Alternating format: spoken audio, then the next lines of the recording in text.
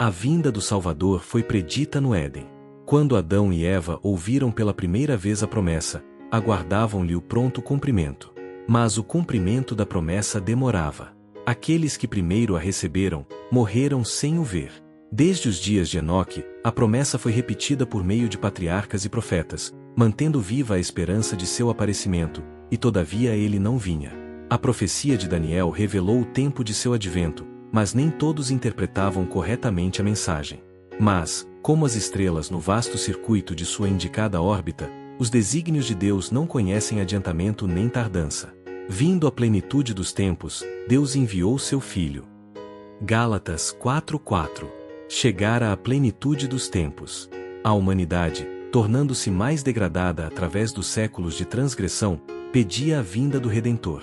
O engano do pecado atingira sua culminância. Todos os meios para depravar a alma dos homens haviam sido postos em operação. Contemplando o mundo, o Filho de Deus viu sofrimento e miséria. Situada entre as colinas da Galileia, a pequena cidade de Nazaré era o lar de José e Maria, que posteriormente se tornaram os pais terrestres de Jesus. José pertencia à linhagem ou família de Davi, e quando saiu um decreto para o levantamento do censo da população, ele teve que ir a Belém, cidade de Davi, para ali registrar seu nome. Era uma jornada penosa, dadas as condições em que as viagens eram feitas na época. Anjos os acompanharam durante a viagem e quando a noite chegava, os mensageiros celestes guardavam o seu repouso. Não foram deixados a sós, pois os anjos permaneceram com eles.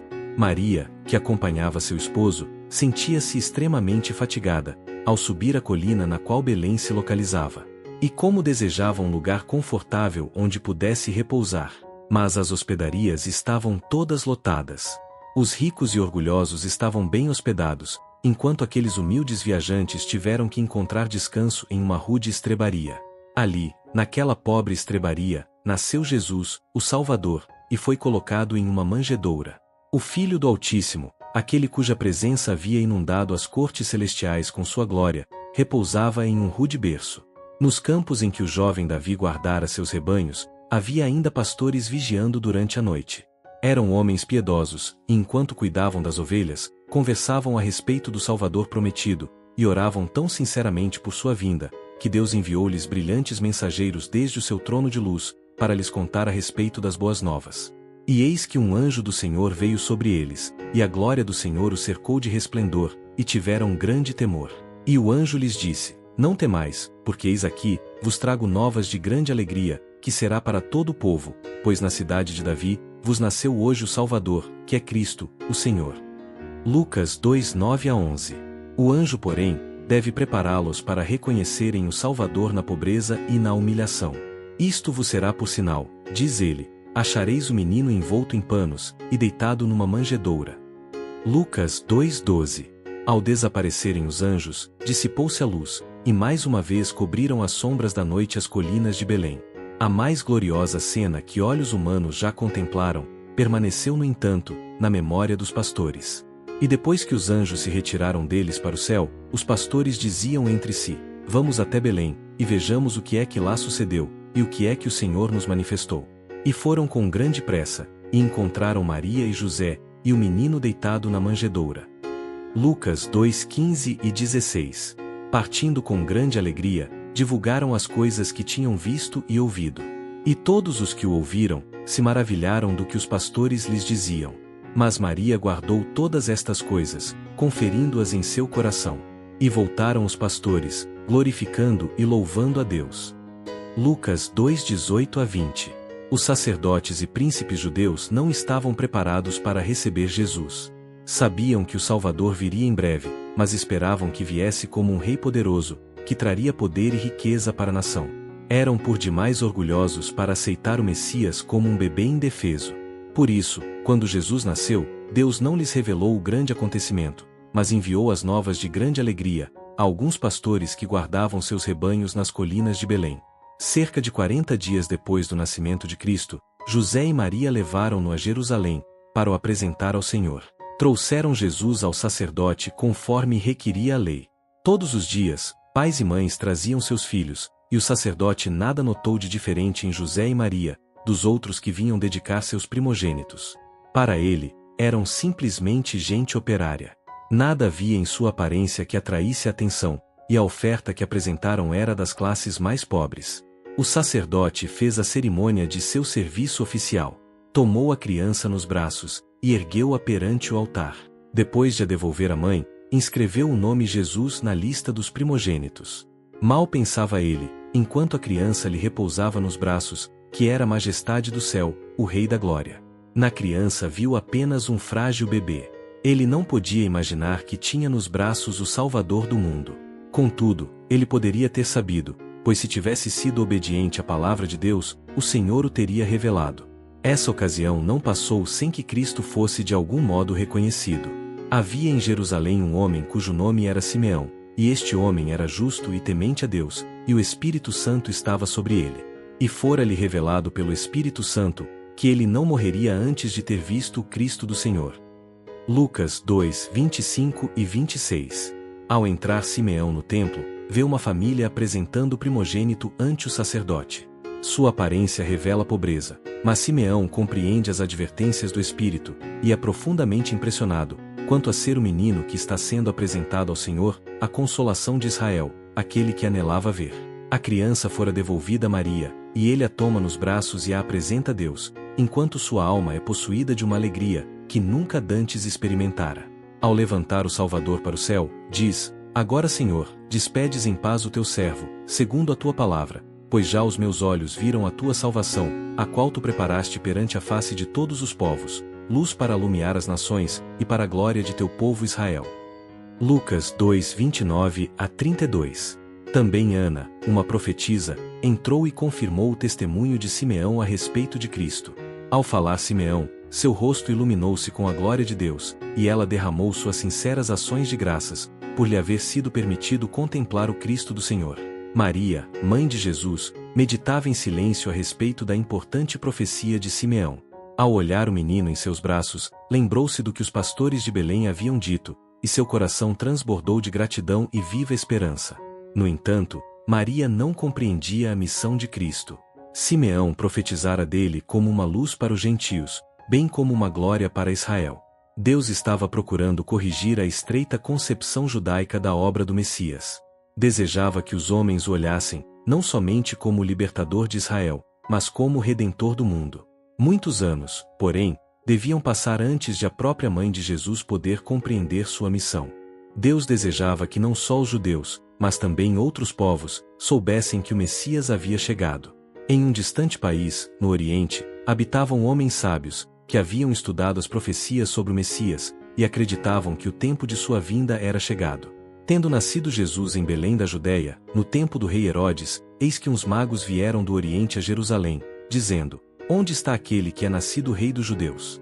Porque vimos a sua estrela no Oriente, e viemos a adorá-lo. Mateus 2, 1 e 2.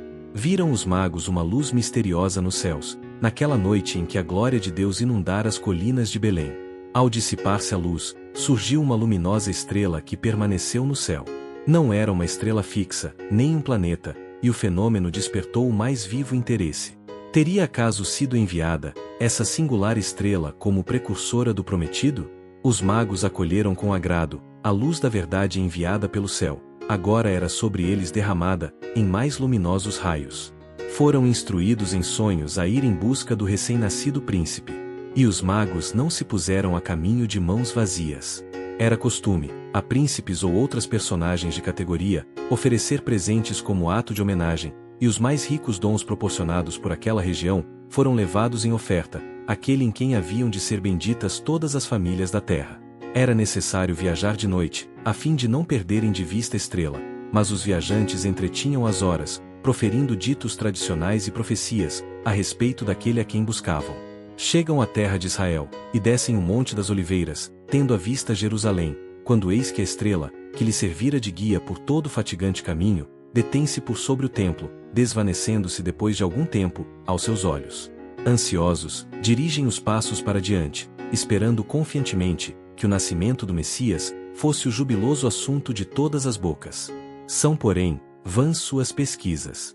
Entretanto, na santa cidade, dirigem-se ao templo. Para seu espanto, não encontram ninguém que parecesse saber do recém-nascido rei. Suas perguntas não despertavam expressões de alegria, mas antes, de surpresa e temor, não isentos de desprezo. A chegada dos magos foi prontamente divulgada por toda Jerusalém. Sua estranha mensagem criou entre o povo uma agitação, que penetrou no palácio do rei Herodes. O astuto rei edomita foi despertado ante notícia de um possível rival. Herodes suspeitou que os sacerdotes estivessem tramando com os estrangeiros para despertar um tumulto popular, destronando.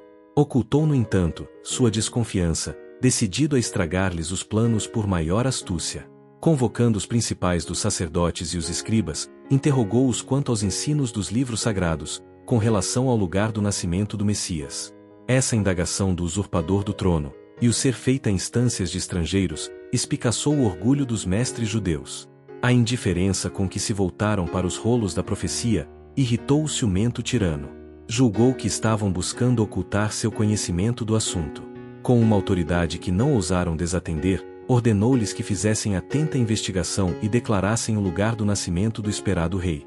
E eles lhe disseram: em Belém da Judeia, porque assim está escrito pelo profeta. E tu, Belém, terra de Judá, de modo nenhum és a menor entre as capitais de Judá, porque de ti sairá o guia, que há de apacentar meu povo de Israel. Mateus 2,6.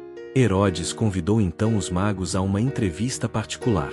Rugia-lhe no coração uma tempestade de ira e temor, mas manteve um exterior sereno, e recebeu cortesmente os estrangeiros. Indagou em que tempo aparecera a estrela, e professou saudar com alegria a notícia do nascimento de Cristo. Pediu a seus hóspedes: perguntai diligentemente pelo menino, e quando o achardes, comunicai-mo, para que também eu vá e o adore. Assim falando, despediu-os, para que seguissem seu caminho a Belém. Sozinhos partiram os magos de Jerusalém. Caíam as sombras da noite, quando saíram das portas, mas, para sua grande alegria, viram novamente estrela, e foram guiados a Belém. Não tinham, como os pastores, recebido comunicação quanto ao humilde estado da criança. E entrando na casa, acharam um menino com Maria, sua mãe, e prostrando-se, o adoraram. Mateus 2,11. Através da humilde aparência exterior de Jesus, reconheceram a presença da divindade. Deram-lhe o coração como a seu Salvador, apresentando então suas dádivas, ouro, incenso e mirra. Os magos preparavam-se para voltar e contar a Herodes. Mas o anjo do Senhor apareceu em sonho, ordenando-lhes que voltassem ao seu país por outro caminho. Tendo eles partido, eis que apareceu um anjo do Senhor a José, em sonho, e disse: dispõe-te, toma o menino e sua mãe, foge para o Egito e permanece lá, até que eu te avise, porque Herodes há de procurar o menino para o matar. Mateus 2,13. José obedeceu sem demora, pondo-se de viagem à noite, para maior segurança. Os magos deram valiosos presentes a Jesus, e assim, Deus proveu os meios, para as despesas da viagem e sua estada no Egito, até o retorno à sua própria terra. Herodes irou-se quando percebeu que os magos haviam tomado outro caminho para voltar ao seu país. Ele sabia o que Deus havia dito, através de seu profeta, a respeito da vinda de Cristo. Sabia como a estrela havia sido enviada para guiar os magos. Mesmo assim, estava decidido a matar Jesus. Em sua ira, mandou matar todos os meninos de Belém e de todos os seus arredores, de 2 anos para baixo. Mateus 2,16. José e Maria permaneceram no Egito até a morte de Herodes. Então o anjo apareceu a José e lhe disse: dispõe-te, toma o menino e sua mãe e vai para a terra de Israel, porque já morreram os que atentavam contra a vida do menino. Mateus 2,20. Novamente foi José encaminhado para um lugar de segurança. Voltou para Nazaré, sua residência anterior, e ali, por cerca de 30 anos viveu Jesus, para que se cumprisse o que fora dito pelos profetas: ele será chamado Nazareno. Mateus 2,23. A história que você acabou de ver, nos transportou para os primeiros e emocionantes momentos da vida de Jesus, desde as antigas profecias, até o seu nascimento humilde, e a fuga para o Egito. Mas, e depois disso? O que aconteceu com o Salvador após o retorno a Nazaré? Como foi sua infância, e quais eventos moldaram a vida do homem que mudaria o mundo? Se inscreva no canal e ative o sino de notificações, para não perder os próximos vídeos da série Vida de Jesus, e continuar essa jornada.